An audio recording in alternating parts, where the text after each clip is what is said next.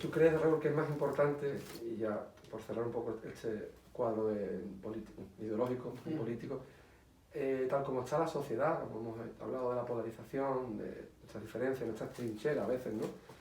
¿Es más importante hoy en día pensar, o está más perseguido pensar, y más bien visto pensar cómo? ¿Qué es lo que nos hace que nos diferencien? Claro. ¿Pensar o pensar como alguien? Claro. Está tan extendido el gregarismo que hay ciertos gurús, ciertas personas con un carisma determinado que imponen una corriente de opinión, llamémosle, ¿no? Sí. Si yo sigo esa corriente de opinión, de alguna manera me invisto de ese carisma que tiene el líder. Y desde luego no me señalo y sobre todo no me expongo. ¿No? Tener menos problemas, claro, no me expongo, me siento menos solo también. Es una opción, es una opción. A mí siempre me ha gustado la gente que de manera humilde y autocrítica, sin abandonar esos dos puntos, se ha expresado con integridad y honestidad a partir de lo que pensaba, sin hacer cálculos de posibilidades, ¿no? Pero, como te decía antes, eso son opciones personales y ahí cada uno tiene que hacer su camino. Que con la suya. Bueno, como hemos dicho, estamos aquí en el Teatro Bufón. Tenías una escuela prevista que ya debería estar funcionando. Desgraciadamente por la pandemia, pues he leído que ha sido cancelado. Lo conozco también de primera hora que fue cancelada.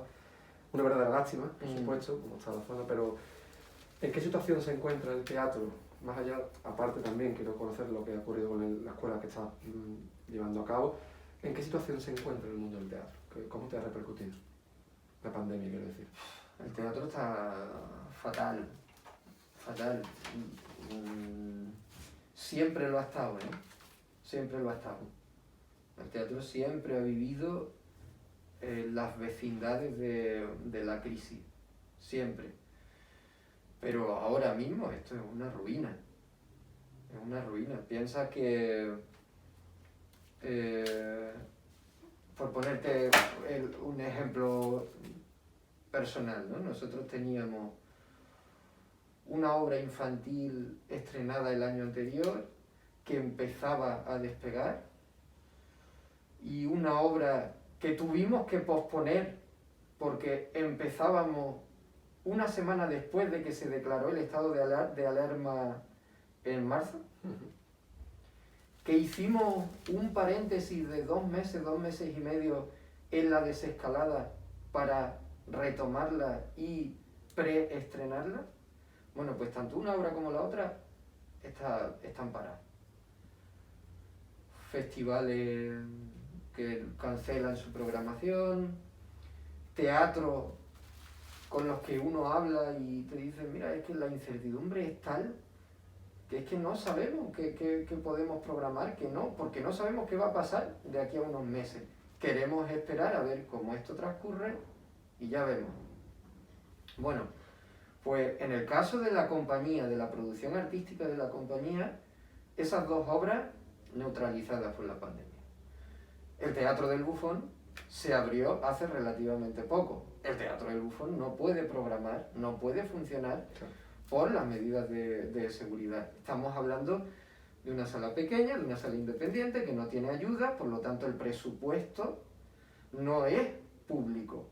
Aquí tendrían que venir las compañías a taquilla. Si tú pones una taquilla para una compañía y van por la distancia de seguridad, te pueden entrar 20 personas, imagínate. Y luego tenemos la línea, el apartado pedagógico, que es la escuela. Pues la escuela no se ha podido abrir tampoco, ¿no? por el último decreto. Entonces, imagínate, con este panorama que te dibujo ya te puedes hacer una idea cómo está todo, ¿no? Pero bueno, la dificultad es grande. La dificultad es grande, siempre la ha habido.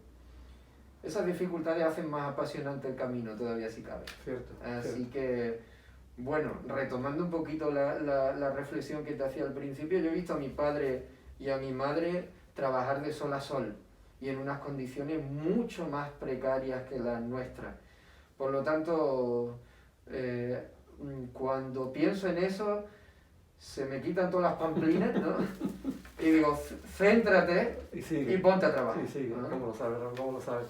Bueno, hemos hablado un poquito de tus proyectos, hemos dicho que tienes ahí una editorial, como hemos comentado con temas de obras latinoamericanas, autores latinoamericanos, andaluces, de temas de teatro, la escuela, que como acabas de decir, pues está desgraciadamente parado, pero bueno, como has resumido, hay un proyecto que seguro, a buen seguro, y Dios quiera, claro que sí, estoy convencido, va a salir adelante, pero ahora yo me voy un poquito más para atrás. Aquí tengo, aparte de tener tu última obra, el Carnaval de Sombras, y bueno, el retablo incompleto de la pureza. Por cierto, no lo tengo firmado, ya te riño. Aquí tengo una en la que tuve el gusto de participar contigo, la Tragicomedia del Gallo de Morón. Sí. Fue una obra coral con otros autores, ¿no? Que la tenemos por aquí, que fabulamos. Cuando piensas, aquí tengo yo una, no sé, para hacer una pequeña reflexión. ¿Crees que a esa obra se le dio el trato que merece por parte de ella? Porque hablo de las instituciones públicas, o sea, del ayuntamiento, ¿no? Local, ¿no? Porque es una obra que hablaba de una leyenda, la leyenda del Gallo de Morón, aunque estuvo fabulada, además un trabajo de varios autores locales, lo que supuso, la dificultad que supuso reunir a tantos autores, como se dice, de su padre y de su madre, juntos, trabajar. Además me acuerdo que es aquel invierno de marchaste a Brasil, ¿te acuerdas? Sí. Que hablábamos por la dificultad, sale el proyecto. ¿Crees que tiene el sitio que se merece? Y sobre todo también cuando piensas en esa obra, ¿qué sabor de boca se te queda? ¿Qué recuerdos tienes? Pues es un sabor agridulce, porque probablemente sea una de las obras que más me gustó escribir, por lo que suponía el proceso, ¿no? Y cuando veo el libro, me parece que la edición es una de las más bonitas, sí, que tuvo la editorial. Preciosa, ¿eh? Y me parece que fue un proyecto muy bonito, que probablemente conforme vaya pasando el tiempo se valorará lo suficiente. Ahora mismo creo que no, creo que fue una obra que podía haber tenido mucha más presencia en el pueblo, pero por las razones que sea, pues no sucedió. Pero la experiencia en sí fue muy satisfactoria. El hecho de reunir a 6, 7 autores que hasta ese momento ninguno se dedicaba al teatro. Luego es verdad que Antonio Morales continuó la senda del teatro, pero hasta ese momento él es verdad que había tenido una incursión teatral hacía tiempo, pero muchos años, y estaba más con la poesía, ¿no? Sí. Tú habías escrito narrativa también, bueno, relatos, ¿no? Sí, relatos, fue mi primer libro, el relato, sí, Girones, un relato. Bueno, eso es, Girones, relatos, Mila y Mila y Marcos que escribían relatos también. Sí, es cierto. De hecho, Marco también presentó una obra, ¿verdad? De varios relatos, del Derby, algo así. Mateo, que escribía relatos, también poesía, había hecho algún ensayo o algún estudio, algún monográfico. Entonces reunir todo eso, generaciones diferentes, estilos diferentes, fue una apuesta muy loca. Muy loca, sí. Muy arriesgada. ¿Tú te acuerdas el primer día? Porque Juan José García López también estuvo invitado. Cierto, pero fue el primer día. Eso es. Que yo me quedé pasmado, ya lo conocía de radio y demás, porque creo que estaba ya en la radio. Y yo recuerdo escucharlo hablar y decir, madre mía, es una enciclopedia. Claro. Maravilloso. Y yo no sé si tú te acuerdas de la reflexión que él hizo excusándose de por qué él no iba a participar. Claro, imagínate, él diría yo, no, esta gente están locos. Claro, es que era para estar loco, desde luego, sí. Y yo recuerdo que él decía, pero ¿y eso cómo va a ser? ¿Cómo se escribe una obra entre 7 personas? Y yo no tenía la respuesta en ese momento. No la tenía. En realidad yo podía haber escrito la obra. Sí, es que él, lo hablábamos también. Claro, sí, yo ya venía de escribir obras de teatro anteriormente, pero ese no era el proyecto. El proyecto era, tenemos una leyenda que se ha ido alimentando con el paso del tiempo, por lo tanto, la cultura popular ha ido sumando elementos a esta leyenda hasta tal punto que uno no sabe bien si la leyenda empieza y termina aquí, si se extiende un poquito más por detrás, si empieza un poquito antes, y dijimos, claro, pues entonces lo que vamos a hacer es esa naturaleza plural de la leyenda, vamos a volcarla en la dramaturgia. Que no sea solo un dramaturgo, que una sola voz no patrimonialice la recreación de la leyenda, sino que sea algo colectivo. Y bueno, fue difícil, fue muy difícil, pero a mí me encantó, la verdad. Es un proyecto que recuerdo con mucho cariño, a pesar de los sinsabores y de las dificultades que hubo, que también las hubo. Las hubo, sí que las hubo. Entre ellas, mira, una de ellas, ¿te acuerdas del revuelo cuando Ya sé de lo que cuando alguien dijo, creo que es la generación del gallo, que era puro marketing, realmente no pretendía, bueno, fue para la prensa, que lo metí en prensa y además que lo hablamos, incluso creo que antes, lo dejamos caer así, y digo, caray, creo que, me parece que esto es una generación, un grupo de autores que fabula de una leyenda, y era puro marketing, era la generación del gallo, y aquello fue un relámpago, Raúl. Aquello fue un relámpago. ¿Por qué? ¿Por qué realmente crees que pasó eso? Yo creo que igual no se supo entender, ¿no? Porque yo en ese momento creo que estaba en Brasil. Estabas en Brasil, de hecho te mandé email, hablé contigo por email para contarte, oye, que ha habido aquí una movida. Porque yo recuerdo que aquella polémica me pilló lejísimo, y no me refiero a la distancia geográfica, ¿eh? Yo no entendía muy bien ni yo. La fricción que provocó aquello. A ver, partimos de la base de que uno puede estar más de acuerdo o no con el concepto de generación. Es decir, toda definición de generación literaria, por norma general, es artificial. Es una etiqueta que responde a necesidades a veces periodísticas, ¿no? Sí, un recurso, claro. No creo que... Hay muchísimos autores que están arracimados dentro de una generación que igual entre ellos ni se hablaban, ¿no? O ni se toleraban. Y tenemos muchas referencias al respecto. Pero apartando eso, que uno lo entiende como un reclamo comunicativo. Sí, totalmente. ¿No? Apartando eso, a mí me pareció yo vi ternura ahí en esa denominación, ¿no? Sí. A mí me pareció que había algo como tierno, como amoroso. Y no sé si era porque se malinterpretó, no se entendió bien, o se contaminó por otro lado, ¿no? Pero no sé, creo que se sobredimensionó algo que yo lo viví como una anécdota tierna, ¿no? Sí, porque es que realmente podría haber dicho un grupo de colegas, claro. pero periodísticamente no era muy lírico, digamos, por decirlo de algún modo, no era... Tú lees en un artículo, en un titular, los colegas del gallo parece que van a hacer botellona. Entonces, yo creo que era más tierno, como dice, incluso más periodista, lírico, un poco más periodístico, más marketing en la palabra. Mira, justamente hay una generación teatral, ahora, que se llama la generación de los esteos.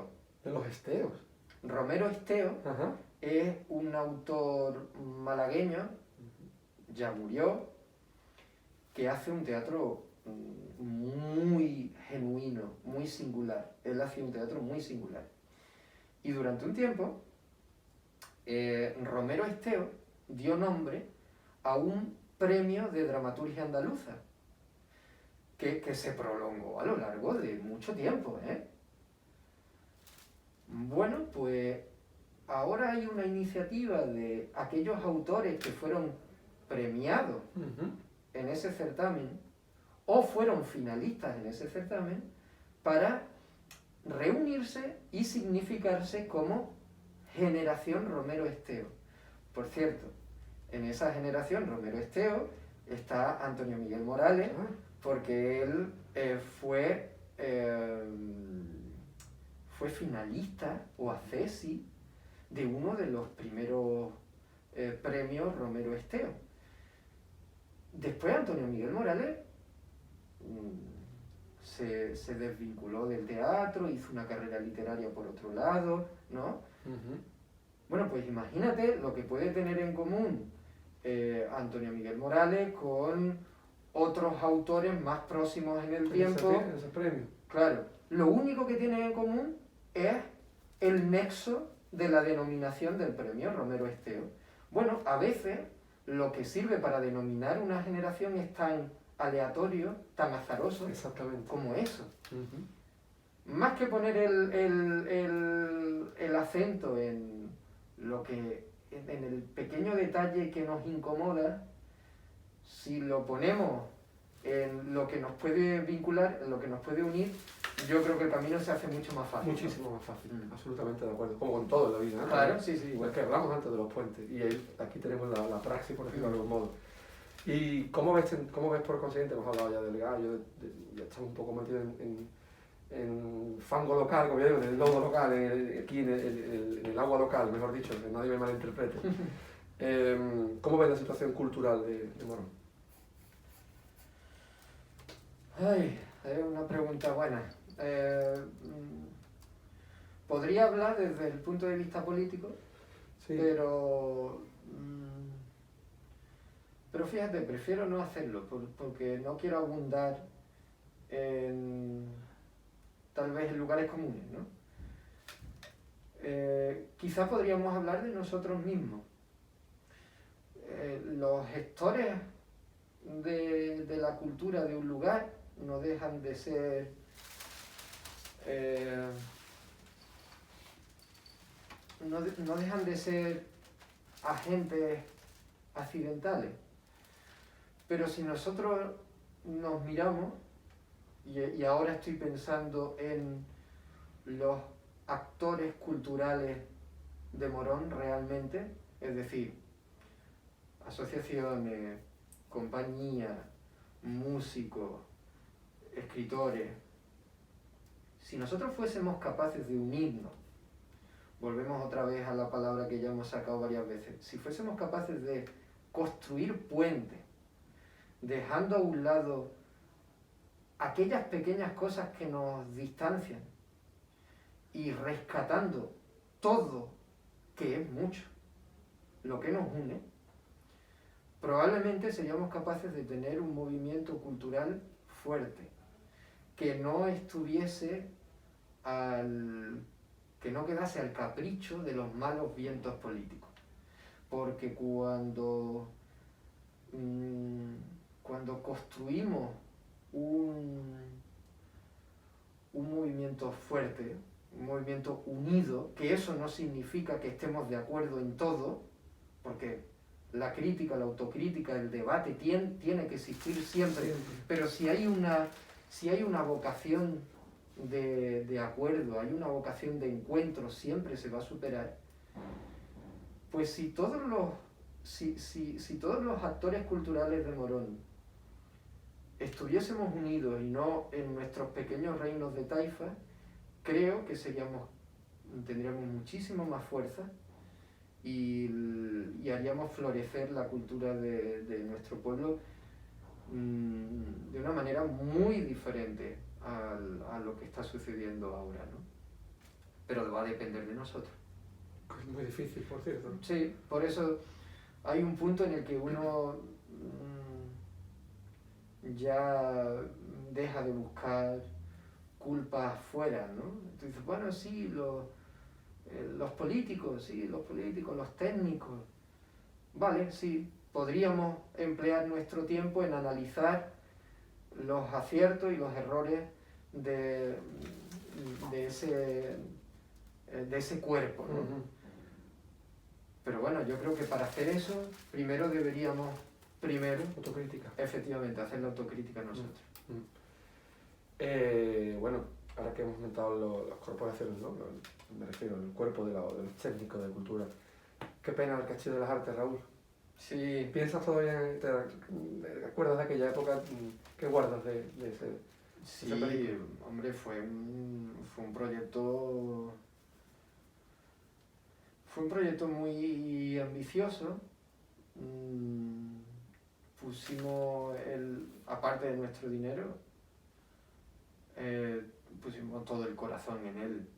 Entonces, claro, que aquel proyecto se cayera, ¿Dolió? Sí, dolió mucho. Abrió una herida que costó tiempo y costó dolor el restañarla, ¿no? Pero bueno, durante un año y unos meses aquí hubo una propuesta que generó muchísimo movimiento, generó un festival de artes escénicas, que por cierto ahora hace 5 años que se está cumpliendo, el primer festival de teatro Isidoro Alba Real. Hubo un festival de artes escénicas, hubo una escuela de teatro, hubo una convocatoria internacional de residencias artísticas por 3 meses a razón de una compañía durante un mes por mes, una compañía por mes durante 3 meses y por lo tanto 3 compañías venían a trabajar al Castillo de las Artes y vivían en Morón. Por aquí pasaron compañías de Inglaterra, de Francia, de Colombia, de Brasil, de México, aparte de compañías locales, compañías andaluzas, nacionales, y hubo de todo, hubo música, hubo danza, hubo teatro, en fin, que fue un bastión cultural en ese momento bastante importante, ¿no? Y seguramente yo cometí errores, porque los cometo, creo que es mi afición preferida, ¿no? Es una constante en mi vida.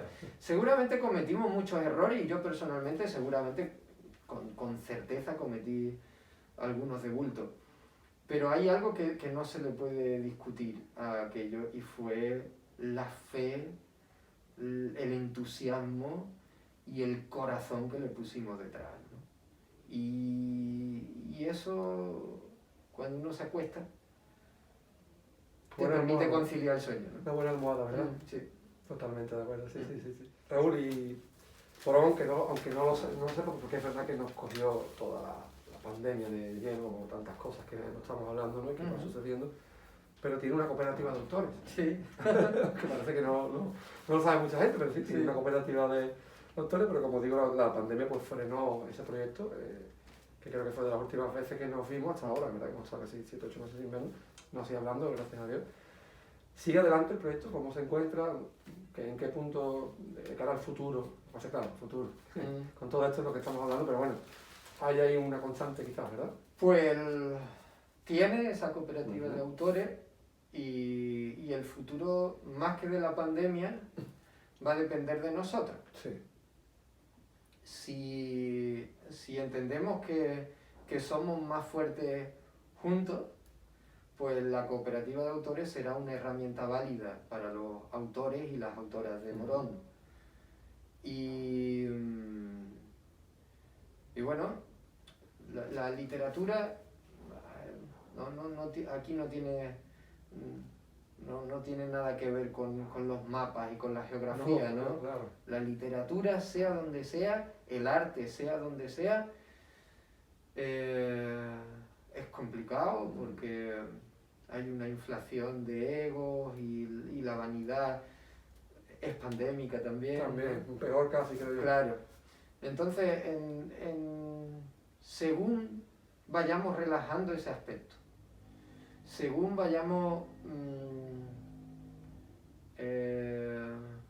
valorando lo que puedo construir con el otro y desdramatizando las diferencias o los conflictos o las distancias que existan, según vayamos haciendo eso, crecerá la cooperativa de autores, que creo que es fundamental, porque en este momento yo creo, no quiero ser desagradecido con el pasado, pero me parece que no ha habido un momento de tanta efervescencia literaria como este en Morón. Mm. Por lo tanto, ser capaces de confluir para ordenar nuestras necesidades, para debatir nuestros proyectos, para seguir formándonos. Exactamente. Para seguir formándonos. Y tener una interlocución directa con las instituciones, creo que nos podría reforzar. Pero todo va a depender de la voluntad, ¿no? Todo va a depender de nosotros. ¿Tienes esperanza en ello? Ay, no lo sé, no lo sé. Si hay una parte de mí que te diría, no. Ya. No, hay una parte de mí que después de estos primeros meses, digo, uy, va a estar complicado. Va a estar complicado. Pero hay otra parte más tozuda, Más humana quizás, ¿no? sí, que dice, bueno, pero ¿por qué no? Si no es tanto lo que nos separa. Es más,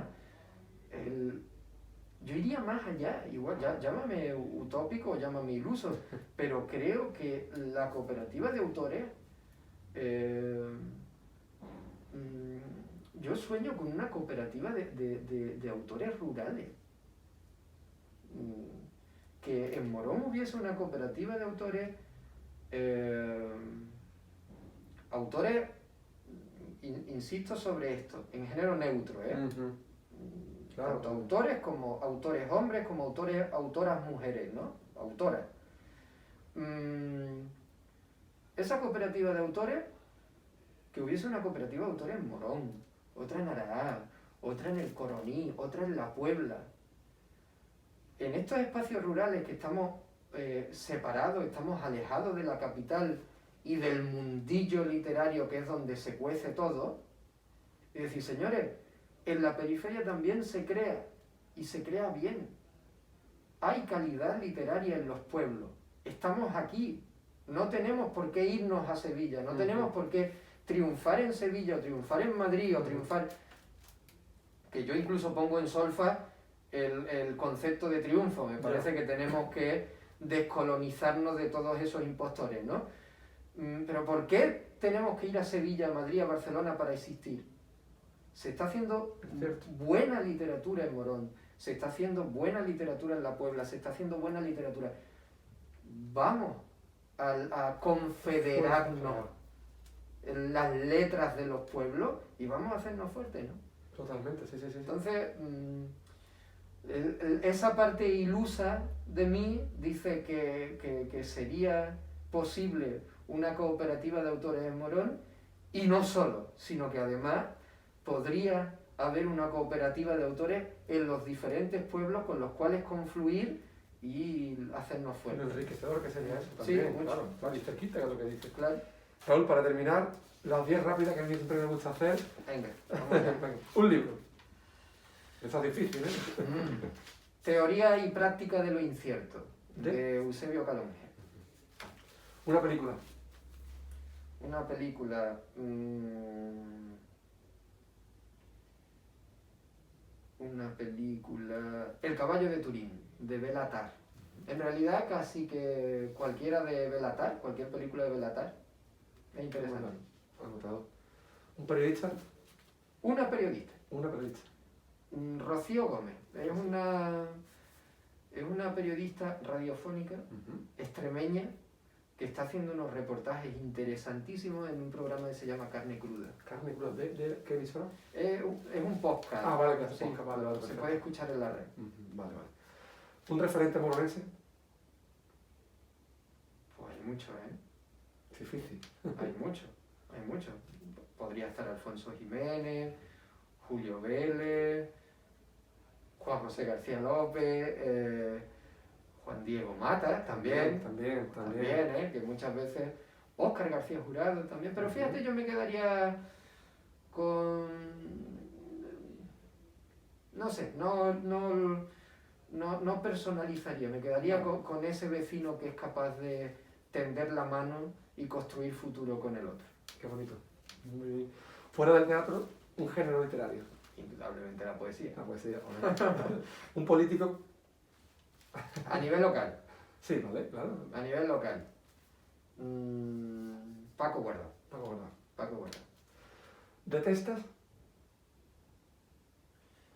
Detesto esta aceleración y este vértigo que nos están imponiendo como ritmo de vida normal. Vivimos muy rápido. Sí, me afecta y ya te digo que me afecta físicamente, ¿no? No es una idea, es que físicamente me sobrepasa eso. ¿Un deporte? Pues que a mí me gustan mucho los deportes, a mí me gustan casi todos, ¿no? Verdad. Es una faceta tuya que no muy conocía. Sí, yo la conozco, pero si yo empecé con el deporte, fíjate. Yo madridista, ¿eh? Sí, es curioso. Tú sabes que muchas veces me preguntan, pero ¿y esta afición tuya? Un paréntesis. Sí, porque claro. Estas son las preguntas... No, tranquilo, Revés. Hola. Estas son las preguntas... Ahora hablamos. Estas son las preguntas rápidas, ¿no? Entonces vamos a hacer un paréntesis. Sí. A mí muchas veces me preguntan, ¿de dónde viene tu afición al teatro? Y yo digo, del fútbol. ¿Del fútbol? Sí, señor. ¿Por qué? Porque yo empecé haciendo un programa deportivo en la Morón, que era un mico. Hay una foto tuya cuando yo estaba ahí en el estudio. Sí. De hecho, creo que te mandé una por email o por el WhatsApp. Puede haberla, una foto, haberla, esa sí. tú. Y yo retransmitía el Club de Fútbol Santa María. Y claro, imagínate, el Santa María en ese momento estaba en la última categoría del fútbol español. A mí me recuerda esos partidos que yo iba a retransmitir. Me recuerda a los que ahora se ven porque no había nadie en el campo, se escuchaba el eco, el entrenador pegando voces, el central que llamaba al delantero, ¡baja a defender!, ¿no? Y yo estaba retransmitiendo con un walkie-talkie, en serio, con un walkie-talkie, que parecía que estaba yo en la guerra de Kosovo, ¿sabes? Y yo tenía que hacer interesante a la gente que estaba en sus casas, tenía que hacer interesante lo que allí estaba pasando, que era pelotazo para un lado, pelotazo para otro. Claro, yo estaba haciendo teatro, puro teatro. Claro, interpretando, claro. Efectivamente, y yo cuando me pregunté, esto nada que ver con ese relato que normalmente hacen de... No, yo siempre he querido ser... yo siempre... No, que va. Yo se lo debo al Santa María. Olé, qué bonito. Oye, una primicia, yo no lo conocía, ¿eh? Pues sí. ¿A qué tienes miedo? ¿Miedo a...? Miedo a callarme frente a lo que no considero justo. ¿Me hablas desde la censura, quizás? Sí, miedo a perder esa rebeldía, ¿no? Miedo a eso, a llegar a un momento en mi vida en el que por censura, por autocensura, por posibilismo, tolere algo que considere injusto y me calle ante eso. Dejarías de ser tú. Eso me da miedo. Y por último, vamos a ser un poco más esperanzadores. ¿Un sueño? ¿Qué sueño? Yo tengo mucho, Claro, que eso lo soy un soñador, bueno. Claro que sí. Ya ves. Tengo muchos sueños a nivel personal, teatral. Pero bueno, me quedaría... Si me tengo que quedar con alguno, me quedaría con uno más integral, tal vez, ¿no? A ver si de una vez por todas somos capaces de construir un mundo basado en la justicia social. Ojalá. Pues bueno, Raúl, muchísimas gracias. Un placer. Ha sido un placer, claro. Que te deseo lo mejor. Qué ratito de charla. Claro. Y lo que no hemos grabado también no hemos dicho, ¿verdad? Y que nos vemos la próxima, ¿vale, Raúl? Muy bien, muchas gracias y mucha suerte. Pues gracias igualmente.